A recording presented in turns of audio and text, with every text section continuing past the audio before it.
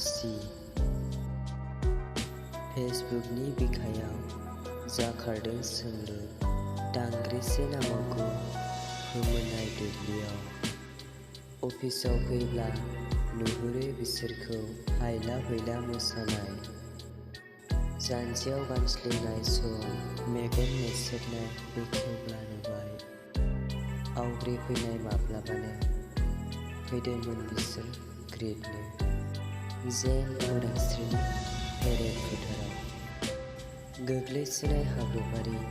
नंला हाब्रुबारि आबुं जाबाय सोमखोर सिमांजों सना गाब नुफावगोन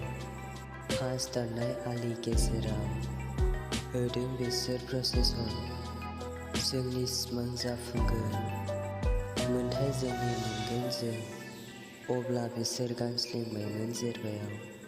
फेसबुकआव रादाब फैबाय याकुब मेननखौ फासि होखांबाय।